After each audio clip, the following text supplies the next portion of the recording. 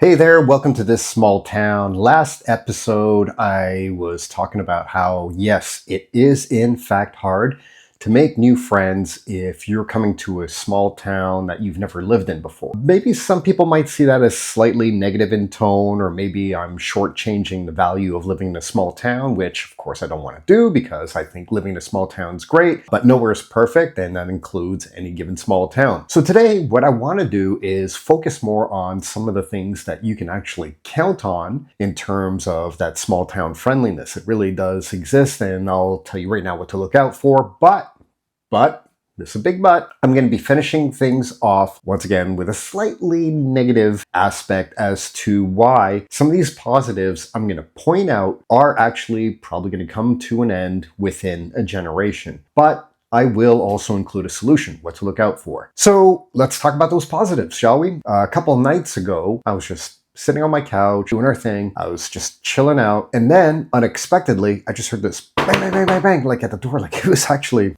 pretty loud, even what I'd consider a little aggressive. It takes me aback. So we don't get many guests out here. And the acquaintances I do have, they all live in surrounding towns. Like I do not have any friends here in my town. Like they're all in like surrounding areas. So I'm like, who could that be? And I'm just like thinking to myself, like, one of my cats is outside. Do you think maybe one of my neighbors like ran over my cat and they're coming to the door to tell me that? Like I'm just paranoid. So I get up and I go over to answer the door, and it's one of my neighbors. And so here's the thing, like I said, like I don't have friends in this town. While I'm on good terms with this neighbor, I'm still kind of like taken aback by the visit. It's unexpected. We don't have that relationship where we go to each other's houses, right? So I tell him, well, come in, because it's cold outside. I don't want to keep the door open, and I'm in like my shorts and stuff. So he comes in, he's just like, I just want to wish you a happy belated Christmas and a happy New Year. It's like, that's nice. And then pulls this out.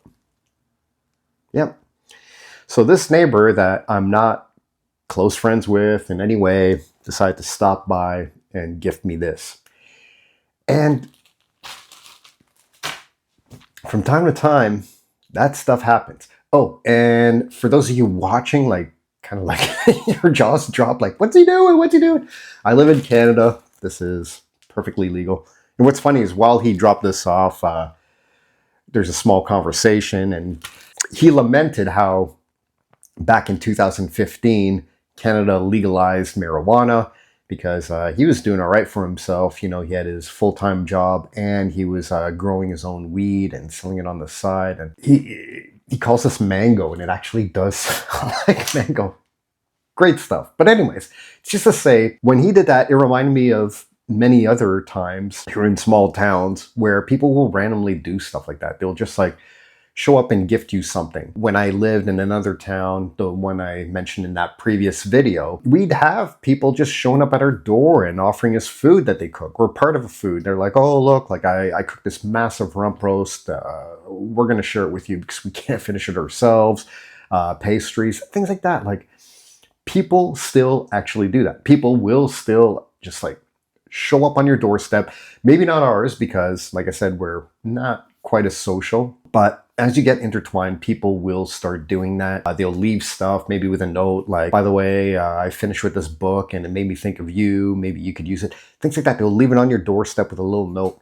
That stuff still happens, and it's cool. It's really awesome. And then there's the desire to help, and that still exists very largely. I'll give you the perfect example. When my wife and I first moved up here, we do a lot of road tripping in the area because I wanted to show her more of like what goes on, some of the tiny hamlets and villages. And while we were driving around, at one point, I just felt like this, like this weird thing, and I'm driving, and then I look, and then we see like one of the tires from the car just like bouncing away, and I'm just suddenly like riding gravel.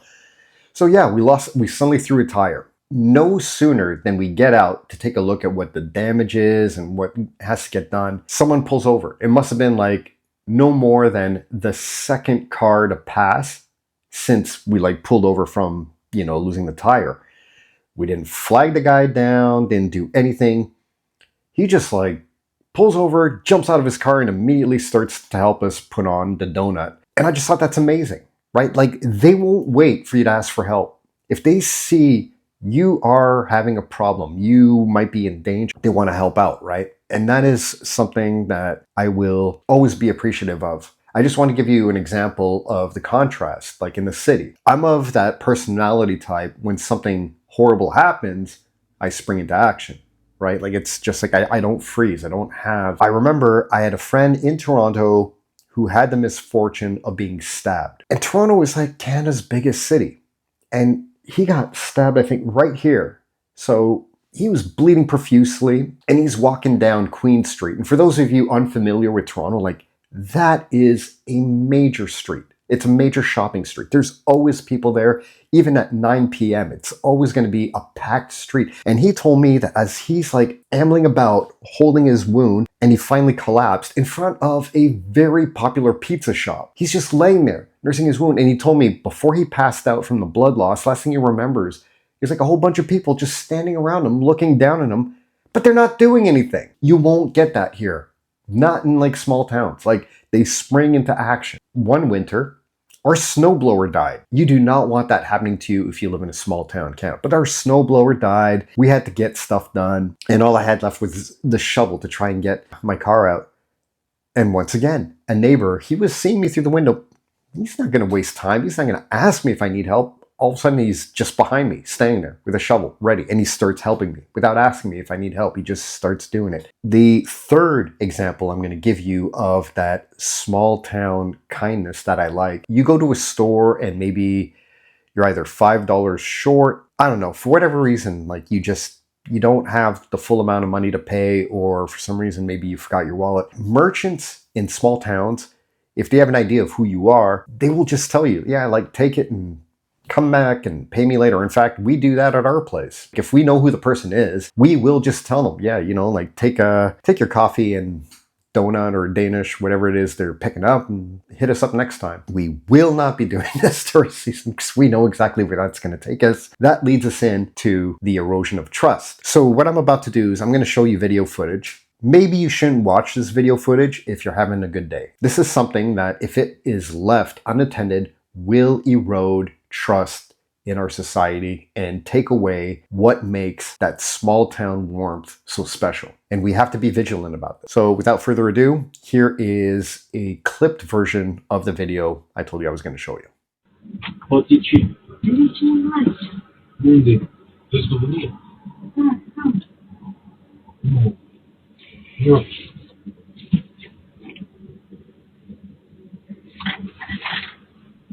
Наїч.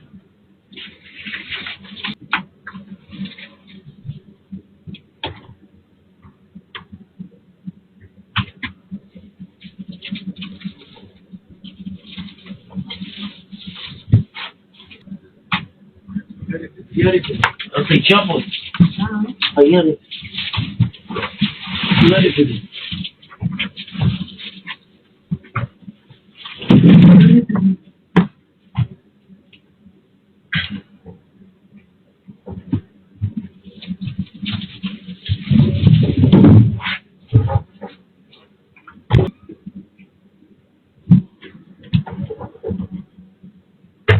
Most of my dog.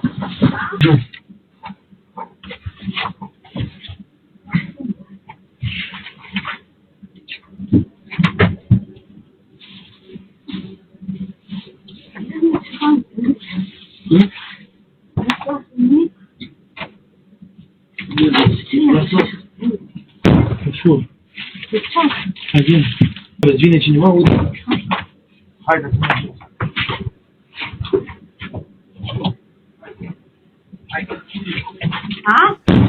All right, so like I said, hopefully you didn't watch this on a good day because it's just going to spoil what you had going on. One of the biggest problems that we have is that people are afraid of being accused of xenophobia, racism, what have you, whatever.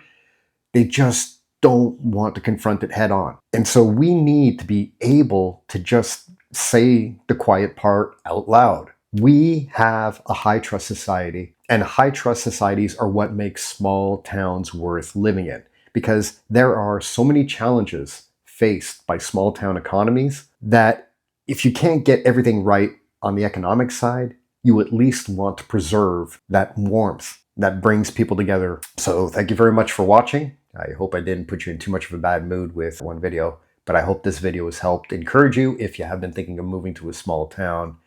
And I will talk to you in the next one.